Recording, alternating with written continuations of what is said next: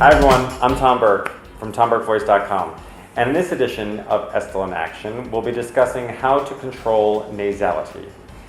Now thus far in our exercises, we've been using nasality for good, but lots of people out there will think of nasality as evil. So I want you to learn about what nasality really is and how you can control it. First, we have to check in on some anatomy. I want you to breathe through your nose and notice where you feel the air being directed. Through the nasal turbinates, along the back of your throat. We're going to localize our effort and our sensations around that spot while we play around with some exercises.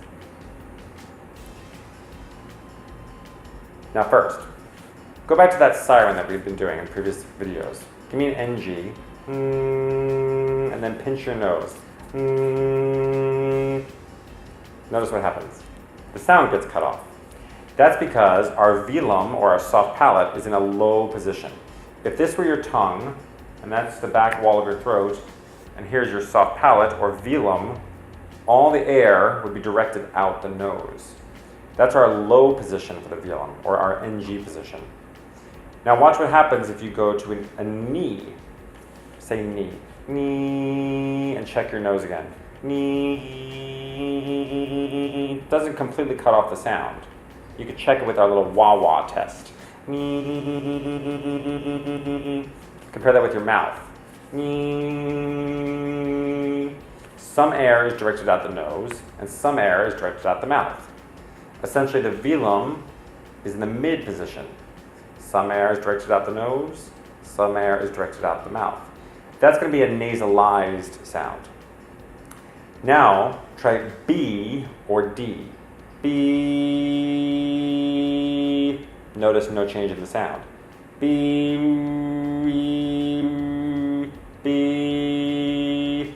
The sound only changes when we cover the mouth because all the airflow is being directed out the mouth. Nothing is getting up into the nose because our velum is nice and high. So we have those three positions. We have NG, we have the knee position, and then perhaps the B position.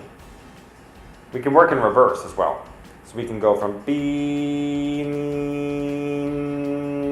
or just saying the word being. Being. So try that. Do being. Being. And now repeat that without the consonants.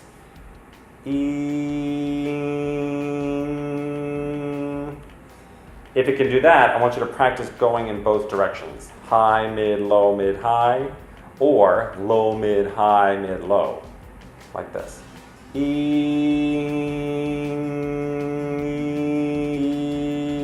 Or